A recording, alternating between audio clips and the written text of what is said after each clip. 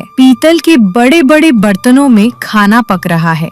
गांव के लोग अपने अपने घरों से चावल, सब्जियां और दूध लाकर वहां दे रहे हैं। सत्तम्मा हाथ में एक बड़ी कलछी लिए सबको निर्देश दे रही है। तभी बसवा चावल की एक बड़ी बोरी कंधे पर उठाए आता है और उसे नीचे उतारता है। अरे ओ बसवा, क्या उस बोरी को ऐसे ही पटक दोगे? उसमें पत्थर नहीं, अन्नपूर्णा देवी हैं। थोड़ा धीरे से नहीं उतार सकते? सुबह सुबह ही शुरू हो गई सत्तम्मा। बोरी का वजन मेरे कंधे को पता है। आज मैं अपने खेत में उगे नए चावल लाया हूँ। चावल पकने के बाद चमेली के फूल जैसे खिलेंगे, देखना। ठीक है, उसे उस कोने में रख दो। ओ वीरैया जी, कल जो मिट्टी के बर्तन कहे थे वे कहाँ हैं? मैंने कहा था ना, दाल और रस्सा उबालने के लिए बड़े मिट्टी के घड़े चाहिए। वीरैया 2 बड़े मिट्टी के घड़े लेकर आता है। ये लो सत्तम्मा, रात भर बिना सोए चाक घुमाकर बनाए हैं। आग में अच्छी तरह पकाए हैं। इनमें अगर दाल बनाओगी तो उसकी महक पड़ोस के गांव तक जाएगी। बहुत बढ़िया, ठीक है। तो तुम्हें आज बदले में क्या चाहिए? चावल चाहिए या रागी? चावल नहीं चाहिए सत्तम्मा, घर में पुराने चावल रखे हैं। मेरी पत्नी को थोड़ा ज्वार और गुड़ चाहिए था, हो तो दिलवा दो। ए भाई, वीरैया जी को 2 सेर ज्वार और 1 भेली गुड़ दे दो। घड़ों के लिए इतना काफी होगा। वहाँ पैसों का लेन देन बिल्कुल नहीं हो रहा है। लोग सिर्फ वस्तुओं का आदान प्रदान कर रहे हैं। सत्तम्मा, आज सब्जी क्या बना रही हो? दोपहर को खेत में काम ज्यादा है, भूख जोर से लगेगी। आज बैंगन और आलू की सब्जी, कुल्थी का रस्सा और रागी का मुद्दा बन रहा है। काफी है? या तुम्हारी पत्नी मायके गई है तो खास तुम्हारे लिए मुर्गे का मांस बनाऊं? तुम्हारे हाथ का कुल्थी का रस्सा हो तो फिर मांस क्यों चाहिए दादी? ठीक है, मैं खेत पर जा रहा हूँ। दोपहर को घंटा बजते ही आ जाऊंगा। तभी गांव की सीमा पर एक बैलगाड़ी आकर रुकती है। बैलगाड़ी से कुबेर राव उतरता है। उसने महंगी रेशमी धोती और कुर्ता पहना है। उसके पीछे उतरे सिद्धप्पा के हाथ में चमड़े का थैला है। छी, कैसे बेकार रास्ते हैं। सिद्धप्पा, ये कैसा गांव है भाई? इंसान के चलने लायक भी रास्ता नहीं है। यहाँ इंसान रहते हैं या जंगली जानवर? ऐसा क्यों कहते हैं मालिक? ये अन्नवरम है, इस जिले का सबसे मशहूर गांव। यहाँ की फसलें सोने जैसी उपजती हैं, इसीलिए तो हम यहाँ आए हैं। सोना उपजे तो क्या, थोड़ी सभ्यता भी तो होनी चाहिए। देखो मेरे जूतों पर कितनी धूल लग गई है। खैर चलो, इस गांव के मुखिया का पता लगाकर अपना काम निपटाते हैं। इस गांव की सारी फसल हमें ही खरीदनी है। शहर में अनाज के दाम आसमान छू रहे हैं। यहाँ कम दाम में खरीदेंगे और वहाँ ऊंचे दाम पर बेचेंगे। सच कहा मालिक, इन देहाती गंवारों को पैसों की कीमत कहाँ पता है। 100 रुपए का नोट दिखाएंगे तो सब कुछ हमारे नाम लिख देंगे। दोनों चलते हुए गांव के अंदर आते हैं। धूप तेज है। कुबेर राव को प्यास लगती है। पसीना पोंछते हुए वह नारियल पानी बेचने वाले वीरैया के पास आता है। ओ भाई, धूप सिर फोड़ रही है, 2 नारियल काटो। पानी मीठा होना चाहिए, समझ गए? आइए बाबूजी, बैठिए। ये नारियल के पेड़ मेरे दादाजी ने लगाए थे। पानी बिल्कुल शहद जैसा होगा। कुबेर राव और सिद्धप्पा गटागट पी जाते हैं। कुबेर राव अपनी जेब से एक 5 रुपए का नोट निकालकर वीरैया को देता है। ये लो, बाकी के चिल्लर तुम ही रख लो। वीरैया उस नोट को हैरानी से देखता है और वापस कुबेर राव के हाथ में रख देता है। ये क्या है बाबूजी, कागज दे रहे हैं? मुझे चित्र बनाना नहीं आता स्वामी। कुबेर राव गुस्से में, ओ मूर्ख इंसान, वो कागज नहीं है रे, पैसा है। 5 रुपए, इससे तुम्हारे पूरे गांव को नारियल पानी पिलाया जा सकता है। पैसा? इस गांव में ये नहीं चलता स्वामी। आपको प्यास लगी थी, मैंने नारियल पानी दे दिया। बदले में आपके पास जो भी सामान हो वो दे दीजिए। सामान दे दूं? मतलब क्या आपके पास चावल हैं, दाल है या एक आध जोड़ी कपड़े हैं? हमारे घर में इस्तेमाल होने वाली कोई भी चीज दे दीजिए। ये कागज हमारे किस काम के? इन्हें चूल्हे में डालेंगे तो आग भी नहीं जलेगी। पता है किससे बात कर रहे हो? शहर के बड़े जमींदार हैं। इस कागज को ले जाकर शहर में कुछ भी खरीद सकते हो।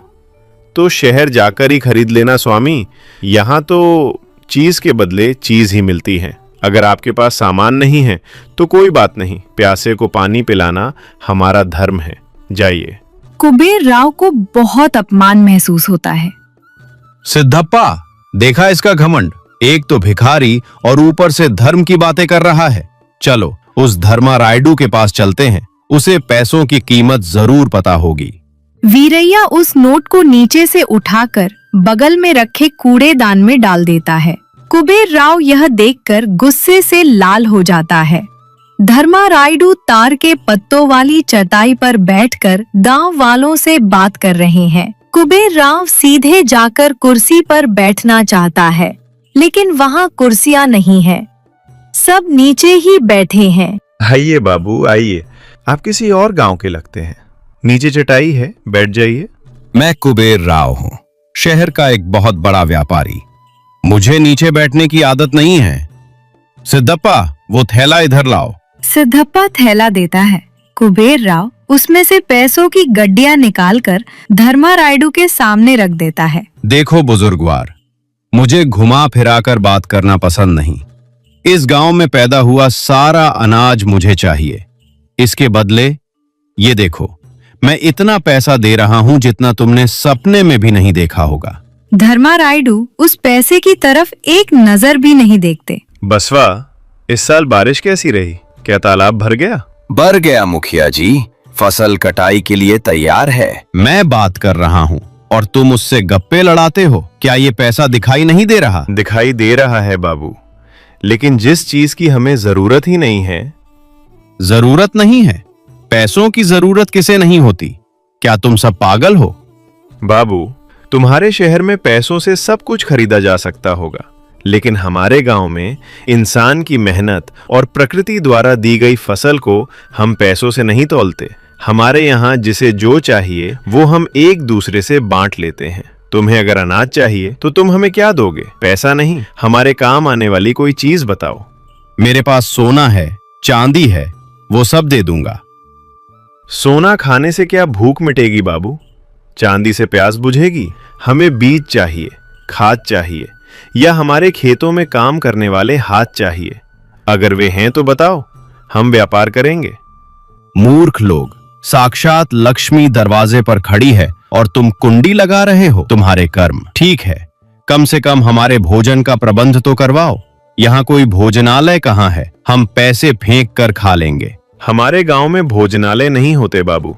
यहाँ कोई पैसे लेकर अन्न नहीं बेचता। हमारे यहाँ भूख कोई व्यापार नहीं है। तो क्या हमें भूख लगी है? क्या हम घास खाएं? वो देखो, घंटा बज रहा है, सुनाई दिया? मैं एक जमींदार इन मजदूरों के साथ नीचे बैठकर खाऊंगा? असंभव। सिद्धप्पा, चलो चले, कहीं और किसी गांव में खा लेंगे। दोनों गुस्से में वहां से चले जाते हैं, लेकिन आसपास कोई और गांव नहीं है।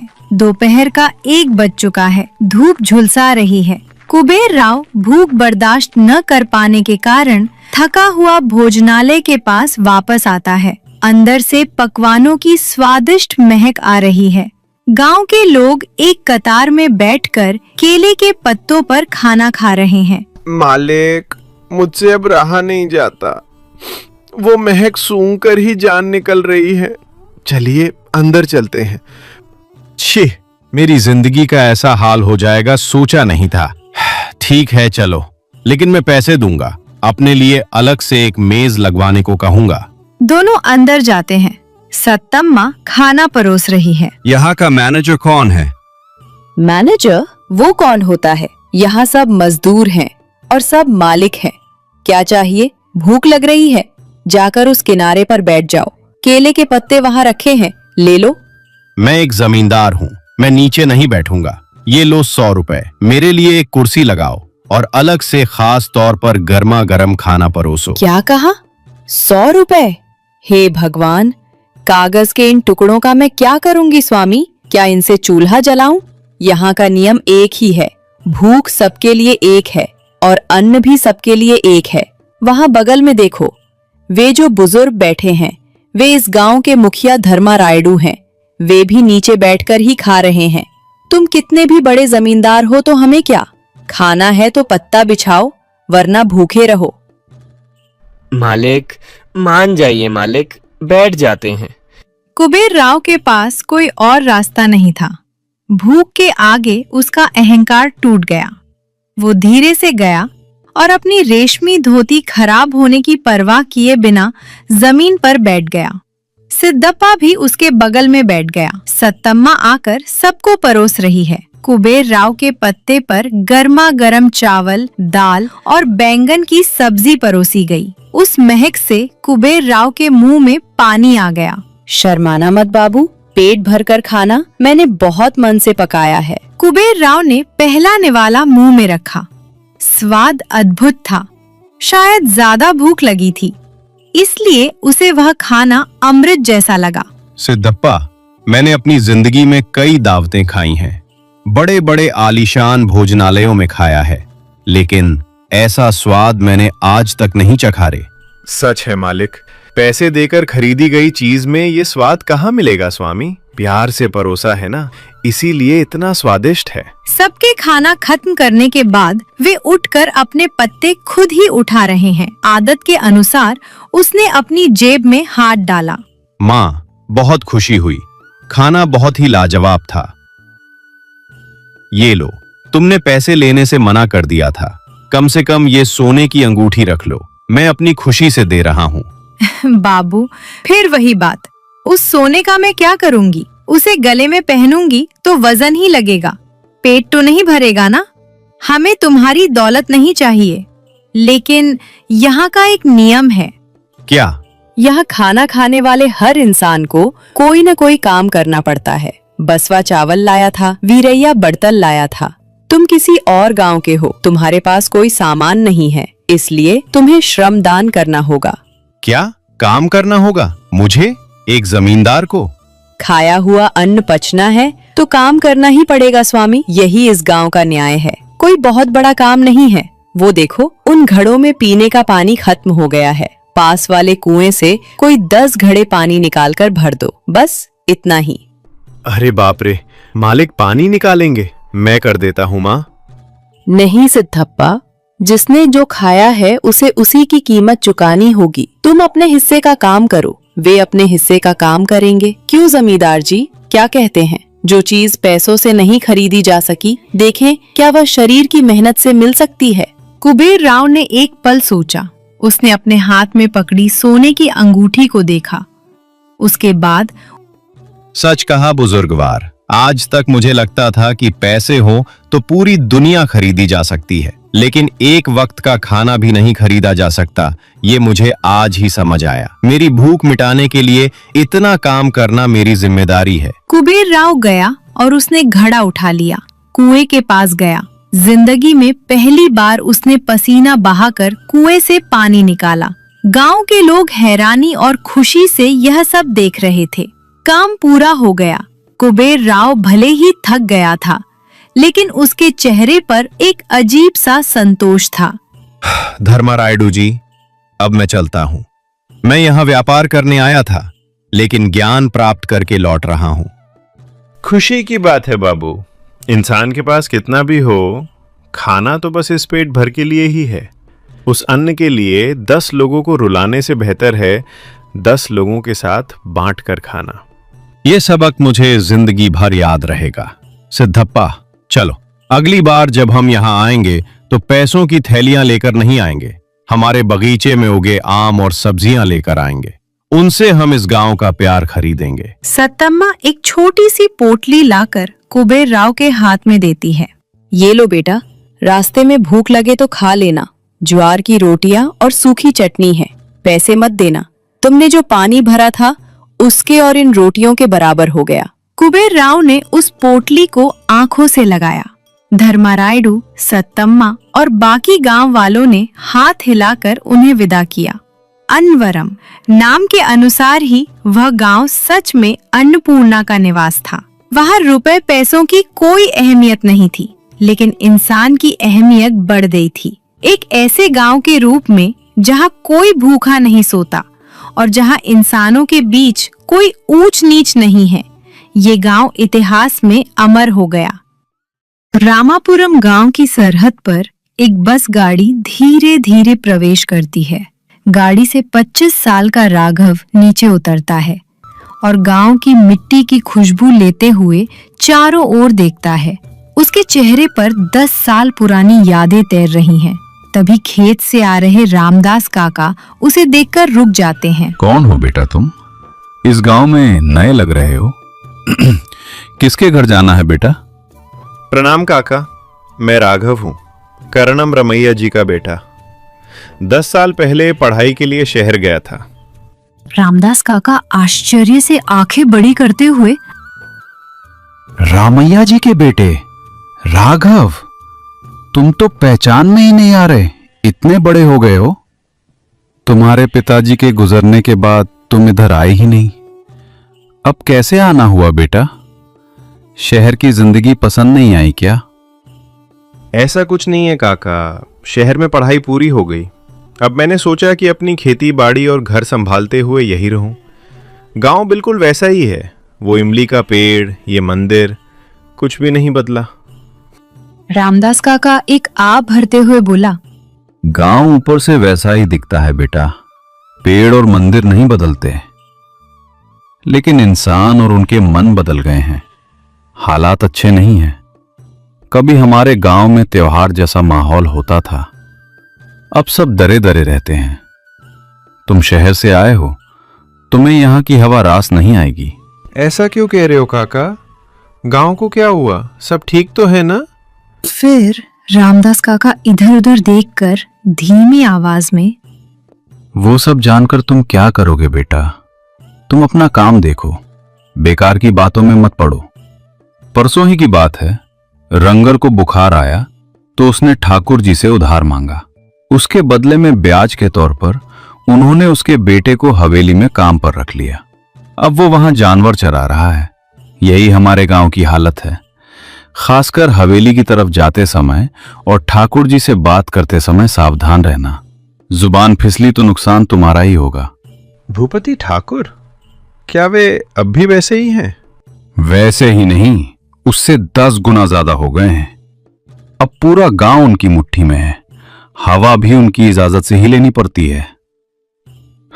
अच्छा, मैं चलता हूं बेटा, तुम्हारा पुराना घर खंडर हो गया है, उसे ठीक करवा लेना, संभल कर रहना। फिर रामदास काका डरते हुए वहां से चले जाते हैं। राघव उनकी बातों सुनकर सोच में पड़ जाता है। 1 हफ्ता बीत जाता है।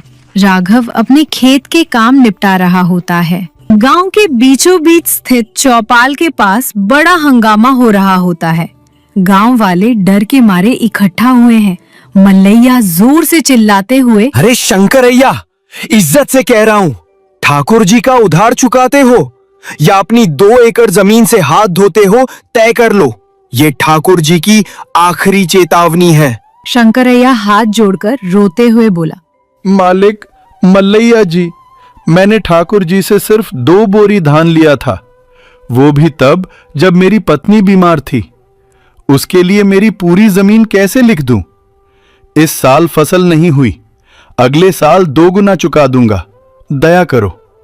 भूपति ठाकुर शान से चौपाल पर बैठे हुए मूंछों पर ताव देते हुए, शंकरैया, उधार लेते समय ये नहीं सोचा था? धान लिए 5 साल हो गए, ब्याज पर ब्याज बढ़कर तुम्हारी जमीन की कीमत के बराबर हो गया है। मेरा हिसाब कभी गलत नहीं होता। पटवारी, हिसाब दिखाओ। पटवारी डर से कांपते हुए एक पुराना कागज दिखाते हुए, जी मालिक, शंकरैया जी ने 5 साल पहले 2 बोरी धान लिया था। हमारे हिसाब से चक्रवृद्धि ब्याज, कंपाउंड इंटरेस्ट मिलाकर अब उन पर 20 बोरी धान का उधार है। या तो वे 20 बोरी दें या उसके बदले अपनी 2 एकड़ जमीन। 20 बोरी? ये अन्याय है मालिक। 2 का 20? ये कैसा हिसाब है? मैं जिंदगी भर काम करूं तो भी नहीं चुका पाऊंगा। फिर राघव भीड़ के बीच से आगे आते हुए, माफ कीजिएगा ठाकुर जी, मैं बीच में बोलने के लिए क्षमा चाहता हूँ, लेकिन पटवारी जी जो हिसाब बता रहे हैं उसमें कुछ गलती लगती है। किस ब्याज दर से 2 बोरी 5 साल में 20 बोरी हो जाएंगी? मैंने शहर में पढ़ाई की है। सरकारी कानूनों के मुताबिक इतना ब्याज लगाना अपराध है, ये धर्म नहीं है। सभा में एकदम सन्नाटा छा जाता है। सब राघव की तरफ हैरानी और डर से देखते हैं। इतनी खामोशी कि हवा भी रुक गई हो। कौन है रे तू? नया लगता है। मेरे हिसाब और मेरे धर्म पर सवाल उठाने की हिम्मत कैसे हुई? शहर की पढ़ाई ने तुझे अहंकारी बना दिया लगता है। मैं इस गांव के कर्णम रमैया जी का बेटा हूं राघव। ये अहंकार नहीं मालिक, न्याय है। मैं आपसे सवाल नहीं कर रहा, बस हिसाब में हुई गलती को सुधारने की विनती कर रहा हूं। शंकरैया जी गरीब आदमी हैं। अगर उनकी जमीन चली गई तो उनका परिवार सड़क पर आ जाएगा। भूपति ठाकुर घमंड से हंसते हुए, ओहो, शहर से पढ़कर मुझे नैतिकता सिखाने आए हो? इस गांव में मेरा शब्द ही शासन है, मेरा हिसाब ही धर्म है। पटवारी ने जो कहा वही आखिरी फैसला है। अगर तूने ज्यादा बोला तो तेरे खेत का हिसाब भी निकालना पड़ेगा। सावधान रहना। शंकरैया, तुझे 1 हफ्ते का समय देता हूं। 20 बोरी धान चुकाओगे या खेत की चाबियां हवेली भेजोगे? तुम्हारी मर्जी। मल्लैया, सभा खत्म करो। ठाकुर उठकर चले जाते हैं। गांव वाले बिखर जाते हैं। शंकरैया वहीं गिरकर रोने लगता है। लक्ष्मी राघव की ओर कृतज्ञता से देखते हुए, बाबूजी, हमारे लिए बोलने का आपको बहुत पुण्य मिलेगा, लेकिन ठाकुर जी से पंगा मत लीजिए। वे बहुत क्रूर हैं, आपको कोई नुकसान पहुंचा सकते हैं। काका, आप डरिए मत, कोई ना कोई रास्ता जरूर निकलेगा। अगर अन्याय का सामना नहीं करेंगे तो वो हमें जीने नहीं देगा। जब तक हम डरेंगे वे हमें डराते रहेंगे। मल्लिया, उस शहर वाले छोकरे को घमंड ज्यादा हो गया है। मेरी ही सभा में मेरा विरोध करेगा। उसे इस गांव के तौर तरीके सिखाने होंगे। सबके सामने मेरी बेइज्जती की है उसने। हुक्म कीजिए मालिक, उसका किस्सा ही खत्म कर देता हूँ। एक ही वार में शहर बात जाएगा। नहीं, वो पढ़ा लिखा है, चुप नहीं बैठेगा। उसे चोट पहुंचाओ, लेकिन हमारा हाथ नहीं दिखना चाहिए। उसके पास 5 एकड़ जमीन है ना? जी मालिक। कल से हमारे तालाब की नहर से उसके खेत को जाने वाला पानी रोक दो। नहर में एक बड़ा पत्थर अड़ा दो। एक बूंद पानी भी उसके खेत में नहीं जाना चाहिए। पानी के बिना जब फसल सूखेगी तो उसका घमंड अपने आप टूट जाएगा। तब वो खुद मेरे पैरों में आएगा। अगले दिन सुबह राघव अपने खेत जाकर देखता है, नहर से पानी नहीं आ रहा है। रास्ते में एक बड़ा पत्थर अड़ा हुआ है। राघव वहां मौजूद मजदूरों से, ये क्या है? नहर को किसने रोका? माफ करना बाबू, ठाकुर जी का हुक्म है। आपके खेत का पानी रोकने को कहा है। हमें कुछ मत कहिए, हमें भी जीना है। ठाकुर जी का हुक्म? तालाब सरकार का है, पानी पर सबका बराबर हक है। ये अन्याय मैं नहीं सहूंगा। राघव चौपाल पर जाता है, लेकिन वहां कोई नहीं होता। गांव वाले उसे देखकर दूर चले जाते हैं। शंकरैया डरते हुए राघव के पास आता है। रहने दो बेटा, ठाकुर जी से हम क्यों झगड़ा मोल लें। मेरी जमीन जाती है तो जाने दो, मैं मजदूरी करके जी लूंगा। मेरी वजह से तुम्हें मुसीबत आई, तुम अपनी जिंदगी जियो। उनसे उलझोगे तो वे तुम्हें भी नहीं छोड़ेंगे। डरिए मत काका, अगर डरेंगे तो वे और दबाएंगे। मैं इसका कोई रास्ता निकालूंगा। ये सिर्फ आपकी समस्या नहीं, हम सब की समस्या है। कुछ दिन बीत गए।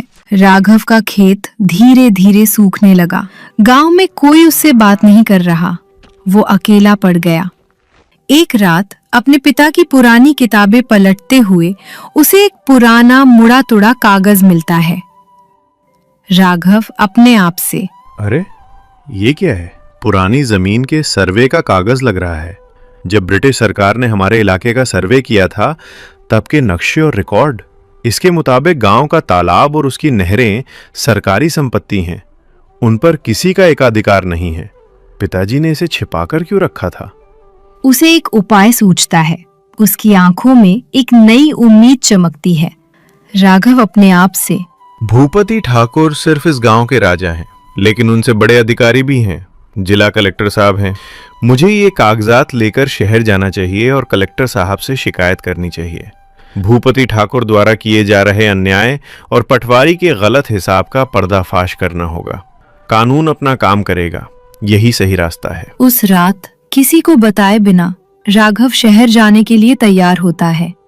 लक्ष्मी ये देखकर एक छोटी पोटली में रोटियां बांधकर लाती है। अरे बाबूजी, कहाँ जा रहे हो? गांव छोड़कर जा रहे हैं क्या?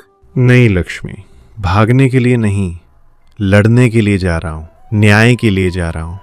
यहाँ जो न्याय नहीं मिला, शायद शहर में मिल जाए। रास्ते में भूख लगेगी, रख लीजिए। भगवान आपका साथ दे। आप जो कर रहे हैं वो सिर्फ हमारे लिए नहीं, पूरे गांव के लिए है। संभल कर जाइएगा, हम सब आपका इंतजार करेंगे। राघव उसकी आंखों में देखते हुए बोला, जी जरूर, मैं वापस आऊंगा और न्याय लेकर ही आऊंगा। 3 हफ्ते बीत गए। राघव का कोई पता नहीं। ठाकुर हंस रहा था कि वो डरकर भाग गया। गांव वाले निराश हो गए। शंकरैया की जमीन ठाकुर के कब्जे में चली गई। एक दिन दोपहर में गांव में एक सरकारी जीप आती है। उसे राघव, उसके साथ एक सरकारी अधिकारी और 2 सर्वेयर नाप जोक करने वाले उतरते हैं। ये खबर सुनकर भूपति ठाकुर हैरान रह जाता है। चौपाल पर फिर से सभा जुटी है, लेकिन इस बार ठाकुर के बगल में सरकारी अमीन बैठे हैं। रामापुरम गांव के लोगों, इस गांव की जमीनों और तालाब को लेकर कुछ शिकायतें मिली हैं। उनकी जांच के लिए जिला कलेक्टर साहब ने मुझे भेजा है। राघव जी, अपनी शिकायत बताइए। सर, शंकरैया जी की 2 एकड़ जमीन भूपति ठाकुर जी ने गलत ब्याज के हिसाब से अन्यायपूर्वक हड़प ली है। साथ ही मेरे खेत को आने वाला पानी भी रोक दिया है। इस गांव में कई सालों से ऐसे अन्याय हो रहे हैं। झूठ! ये सब मनगढ़ंत कहानियां हैं। ये मुझसे दुश्मनी के कारण ऐसा कह रहा है। ठाकुर जी, आपके पास जो हिसाब और कागजात हैं दिखाइए। पटवारी, आप अपने रिकॉर्ड लाइए। पटवारी डरते डरते रिकॉर्ड दिखाता है। अमीन उनकी तुलना राघव द्वारा लाए गए पुराने सरकारी सर्वे कागजों से करते हैं। अमीन पटवारी से कहा, ये सारा हिसाब गलतियों से भरा है। सरकारी रिकॉर्ड के मुताबिक शंकरैया के खेत की सीमाएं अलग हैं। तालाब की नहर सबकी साझा संपत्ति है। उसे रोकने का हक किसी को नहीं है। ठाकुर जी, आपने जो चक्रवृद्धि ब्याज वसूला है वो गैर कानूनी है। भूपति ठाकुर का चेहरा काला पड़ जाता है। उन्हें समझ आ जाता है कि एक बाहरी अधिकारी के सामने उनकी सत्ता नहीं चलेगी। शंकरैया जी का खेत उन्हीं का रहेगा। उन्हें सिर्फ मूल रकम चुकानी होगी, वो भी फसल कटने के बाद। राघव जी के खेत के लिए पानी तुरंत छोड़ा जाए। कलेक्टर साहब का आदेश है कि इस गांव की सभी जमीनों का फिर से सर्वे किया जाए। ठाकुर जी, सरकारी कानूनों का उल्लंघन करने के लिए आपको तहसीलदार के दफ्तर में स्पष्टीकरण देना होगा। गांव वालों के चेहरों पर खुशी और आश्चर्य है। वे धीरे धीरे अपना डर छोड़कर राघव की ओर सम्मान से देखने लगते हैं। अमीन और अधिकारी चले जाते हैं। गांव वाले राघव को घेर लेते हैं। माफ करना बेटा, हमने तुम्हें अकेला छोड़ दिया था। तुमने हमारी आंखें खोल दी। तुम भगवान हो बेटा, तुमने मेरे परिवार को बचा लिया। कुछ महीने बीत गए। राघव की मदद से गांव वालों में बहुत बदलाव आया। सरकारी अधिकारियों ने आकर जमीनों का सर्वे किया और बहुत से लोगों को उनका असली हक वापस दिलाया। इसी बीच सरकार ने ग्राम पंचायत चुनावों की घोषणा कर दी। मल्लैया, सुना तुमने? सरपंच के चुनाव हैं। मेरी किस्मत फिर मेरा दरवाजा खटखटा रही है। ये लोग खुश हो रहे थे कि सत्ता मेरे हाथ से चली गई। अब मैं दिखाऊंगा कि मेरी ताकत क्या है। इस गांव का सरपंच पद मेरा है। मेरे बाप दादाओं के जमाने से ये गांव हमारा है। कौन मेरे खिलाफ खड़ा होगा? सच है मालिक, आपके सामने खड़ा होने वाला मर्द इस गांव में कोई नहीं है। सबको आपके पैरों में ही रहना होगा। लेकिन वो राघव जो है ना, उसने गांव वालों में बेकार की हिम्मत भर दी है। उसका कुछ करना होगा। सुना बेटा राघव, गांव में सरपंच के चुनाव हैं। इस बार तुम्हें ही खड़ा होना होगा। पूरे गांव को उस ठाकुर की गुलामी से आजाद कराना है। नहीं काका, मुझे इन पदों से क्या लेना। मैं सत्ता के लिए नहीं आया। हम सब मिलकर गांव को सुधार लें, बस इतना काफी है। मुझे ये राजनीति नहीं आती। तुम्हें राजनीति नहीं आती होगी बेटा, पर तुम्हें न्याय आता है, बस वही काफी है। हाँ बाबूजी, जुल्म का सामना करने के लिए सत्ता भी एक हथियार है। अगर ठाकुर के हाथ में सत्ता रही तो वो हमें बर्बाद कर देगा। वही सत्ता अगर आप जैसे अच्छे इंसान के हाथ में होगी तो वो हमारी रक्षा करेगी। ये आपके लिए नहीं, हमारे लिए, इस गांव के भविष्य के लिए है। आपको हमारे लिए खड़ा होना होगा।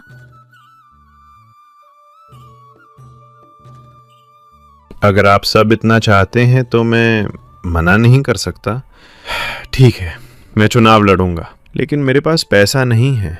ठाकुर जी की तरह बांटने के लिए मेरे पास कुछ नहीं है। पैसा नहीं बेटा, हमें तुम्हारी अच्छाई चाहिए। हम सब तुम्हारे साथ हैं। चुनाव प्रचार शुरू हो गया। भूपति ठाकुर ने अपना पैसा और ताकत इस्तेमाल करना शुरू कर दिया। रात के समय ठाकुर के आदमी गांव के गरीबों के घर जा रहे हैं। मल्लैया एक किसान से, अरे सोमैया, ये ले 100 रुपए और वो ठाकुर जी को ही देना, वरना याद रखना कल से खेत में पैर नहीं रख पाओगे। जी मल्लैया जी, आपकी बात टाल सकते हैं क्या? दूसरी तरफ ठाकुर कुछ गांव वालों से बात कर रहे हैं। उस राघव की बातों पर भरोसा मत करना। वो शहर का है, उसे हमारे दुख दर्द क्या पता। कल जीतने के बाद फिर शहर भाग जाएगा। मैं तुम्हारा अपना हूँ, तुम्हारे सुख दुख में तुम्हारे साथ ही रहूंगा। राघव एक घर के सामने, अम्मा प्रणाम, मैं राघव हूँ। मुझे पता है कि ठाकुर जी आपको पैसे दे रहे हैं, वे आज रहेंगे, कल खत्म हो जाएंगे, लेकिन आपके बच्चों का भविष्य, उसके बारे में सोचिए। सच है बेटा, लेकिन अगर उन्हें वोट नहीं दिया तो हमें मजदूरी भी नहीं मिलेगी। डरिए मत, हमने वोट किसे दिया ये किसी को पता नहीं चलता। अपनी अंतरात्मा की आवाज पर वोट दीजिए। अगर मैं जीता तो हमारे गांव में हम सबका राज होगा। हम एक सहकारी समिति बनाएंगे, कम ब्याज पर कर्ज देंगे, बंद पड़े हमारे स्कूल को फिर से खुलवाएंगे। आपके बच्चों को हवेली में जानवर नहीं, स्कूल में किताबें पकड़नी चाहिए। देखिए दीदी, बहना, अब हमें डरना नहीं चाहिए। क्या ठाकुर जी की दी हुई साड़ी के लिए हम अपनी जिंदगी गिरवी रख दें? राघव जी हम जैसों के लिए खड़े हुए हैं। चुनाव का दिन। गांव के स्कूल में पोलिंग बूथ है। सुबह से ही तनाव का माहौल है। मल्लैया और ठाकुर के आदमी पोलिंग बूथ के बाहर खड़े होकर वोटरों को डरा रहे हैं। मल्लैया वोट डालने जा रहे एक किसान से, क्यों रे रामलू, याद है ना वोट किसे देना है? अंदर भगवान देख रहा है, गलती की तो तेरे परिवार का ही बुरा होगा। शाम को वोटों की गिनती होती है। शुरुआत में भूपति ठाकुर आगे रहते हैं, लेकिन अंत में राघव थोड़े से अंतर से जीत जाता है। अधिकारी घोषणा करते हुए, रामापुरम ग्राम सरपंच के रूप में श्री राघव जी चुने गए हैं। राघव के सरपंच बनने के बाद गांव में बदलाव शुरू होता है, लेकिन भूपति ठाकुर शांत नहीं बैठते। ठाकुर अपनी पहुंच का इस्तेमाल करके नहर के ऊपरी हिस्से में स्थित अपने खेतों में ज्यादा पानी मोड़ लेते हैं, जिससे नीचे के गरीब किसानों के खेतों तक पानी नहीं पहुंच पाता। सरपंच जी, ठाकुर जी फिर से पुराने तरीके से सारा पानी रोक रहे हैं। हमारी फसलें सूख रही हैं। हम ठाकुर जी से झगड़ा नहीं करेंगे, समझदारी से हल निकालेंगे। सरकारी रिकॉर्ड के मुताबिक हमारे गांव के तालाब से प्रति एकड़ कितना पानी मिलना चाहिए ये लिखा हुआ है। हम पानी पंचायत नाम की एक समिति बनाएंगे। हर नहर पर एक फाटक लगाएंगे और बारी बारी से हर खेत को बराबर पानी मिले ये सुनिश्चित करेंगे। ये काम हम खुद करेंगे, सरकारी मदद से। राघव की योजना से सभी गांव वाले मिलकर नहरों को ठीक करते हैं और पानी को बराबर बांटना शुरू करते हैं। ठाकुर कुछ नहीं कर पाते, बस बेबस होकर देखते रह जाते हैं। हम सरकारी मदद से एक सहकारी समिति, कोऑपरेटिव सोसाइटी बनाएंगे। सरकार हमें कम ब्याज पर कर्ज देगी। उस पैसे से हम अपने गांव वालों को उधार देंगे। ठाकुर जी के पास जो पुराने कर्ज हैं उन सब को मैं तहसीलदार साहब की नजर में लाऊंगा। कुछ ही महीनों में गांव की सहकारी समिति सफलतापूर्वक चलने लगती है। किसान ठाकुर पर निर्भर रहना छोड़ देते हैं। गांव का स्कूल कई सालों से बंद पड़ा था। राघव माता पिता से, आपके बच्चे ही हमारे गांव का भविष्य हैं, उन्हें पढ़ाइए। मैं सरकार से बात करके हमारे स्कूल में एक शिक्षक की नियुक्ति करवाऊंगा। मिड डे मील योजना भी लागू करेंगे। अपने बच्चों को काम पर नहीं, स्कूल भेजिए। इसने मेरी सत्ता, मेरा पैसा, मेरी इज्जत सब कुछ छीन लिया। पढ़ाई और कानून के हथियारों से इसने मुझे हरा दिया। अपनी सारी कोशिशें नाकाम होने पर भूपति ठाकुर आखिरी दाव के रूप में एक और गरीब किसान वीरैया को निशाना बनाते हैं। सरपंच जी, इस वीरैया ने हमारे ठाकुर जी से 10 साल पहले कर्ज लिया था, अब तक नहीं चुकाया। ब्याज समेत इसे अपनी 3 एकड़ जमीन लिख देनी चाहिए। नहीं सरपंच जी, मैं कर्ज चुकाता ही आ रहा हूँ, लेकिन ठाकुर जी गलत हिसाब बता रहे हैं। सरपंच, तुम्हारे आने के बाद गांव में न्याय बहुत हो गया है ना, इसीलिए मैं भी न्याय से ही मांग रहा हूँ। इसे कर्ज चुकाना होगा या फिर इसका खेत मेरा होगा। ठाकुर जी, पुराने तरीके छोड़ दीजिए। बिना कागज देखे कुछ तय नहीं होगा। मेरे पास सारे कागज हैं, लेकिन मैं इस पर दया दिखा रहा हूँ। मुझे इसका खेत नहीं चाहिए, लेकिन इसकी बेटी पार्वती मुझे पसंद है। कर्ज के बदले अगर ये अपनी बेटी की शादी मुझसे कर दे तो इसका कर्ज और ब्याज सब माफ कर दूंगा। इसका खेत इसी के पास रहेगा। ठाकुर जी, ये अन्याय है। कर्ज और बेटी का क्या संबंध? ये अपराध है। ओहो, तो ठीक है, सबके सामने मैं बुरा नहीं बनूंगा। एक मौका देता हूँ। ये देखो, ये थैली, इसमें मैं एक काला पत्थर और एक लाल पत्थर डालूंगा। वो लड़की पार्वती आकर एक पत्थर निकालेगी। अगर उसने काला पत्थर निकाला तो वीरैया का कर्ज ब्याज सब माफ। मैं उनके रास्ते में नहीं आऊंगा। और अगर उसने लाल पत्थर निकाला तो वीरैया को खेत मेरे नाम करना होगा और बेटी की शादी भी मुझसे करनी होगी। मंजूर? ये भगवान का फैसला होगा। अब इस पर तुम तो ऐतराज नहीं कर सकते ना सरपंच? फिर ठाकुर की साजिश राघव को समझ आ जाती है। अगर वो नहीं मानता तो ठाकुर प्रचार करेगा कि राघव भगवान के फैसले के बीच आ रहा है। गांव वाले फिर से दुविधा में पड़ जाते हैं। ठीक है ठाकुर जी, आपकी शर्त मुझे मंजूर है। गांव वाले हैरान रह जाते हैं। ठाकुर जी 2 चिकने पत्थर उठाते हैं, लेकिन चालाकी से दोनों लाल पत्थर ही उठाते हैं और किसी को पता ना चले ऐसे थैली में डाल देते हैं। राघव ये देख लेता है। आओ बेटी, अपनी किस्मत का फैसला तुम खुद करो। पार्वती रोते हुए आगे आती है। राघव उसे रोकता है और ठाकुर की तरफ मुड़ता है। रुकिए ठाकुर जी, बेटी से ये परीक्षा करवाना उचित नहीं है। उसके हाथ कांप रहे हैं। उस लड़की की तरफ से ग्राम सरपंच होने के नाते मैं वो पत्थर निकालूंगा। भूपति ठाकुर न चाहते हुए भी मानना पड़ा। ठीक है, तुम्हारी मर्जी, निकालो। राघव थैली में हाथ डालता है और एक पत्थर निकालता है। उसे बिना देखे ही मुट्ठी बंद करके तुरंत, अरे, मेरे हाथ से पत्थर फिसल गया। चिल्लाते हुए उसे दूर फेंक देता है। ए, क्या किया? जानबूझकर फेंका क्या? भूपति ठाकुर गुस्से में, ये धोखा है। राघव शांत भाव से मुस्कुराते हुए, अरे, इसमें धोखा क्या है ठाकुर जी? मेरे हाथ से पत्थर फिसल गया। लेकिन घबराने की कोई बात नहीं है। मैंने कौन सा पत्थर निकाला था ये जानना बहुत आसान है। थैली में बचे हुए पत्थर को देख लेंगे तो पता चल जाएगा ना। अगर थैली में लाल पत्थर है तो इसका मतलब मैंने जो निकाल कर फेंका वो काला पत्थर ही होगा ना। और अगर थैली में काला पत्थर है तो मैं मान लूंगा कि मैंने लाल पत्थर निकाला था। ठाकुर जी थैली नहीं दिखा सकते। अगर दिखाएंगे तो उसमें दूसरा लाल पत्थर ही निकलेगा और उनकी पोल खुल जाएगी। अगर नहीं दिखाते तो मानना पड़ेगा कि राघव ने काला पत्थर ही निकाला था। भूपति ठाकुर दांत पीसते हुए अपमान के साथ, देखा, ठाकुर जी चुप है। इसका मतलब थैली में लाल पत्थर ही है, यानी मैंने जो निकाला वो काला पत्थर था। वीरैया जी का कर्ज और ब्याज सब माफ। गांव वाले सब राघव की होशियारी और सूझबूझ पर हैरान होकर राघव सरपंच जिंदाबाद के नारे जोर जोर से लगाते हैं।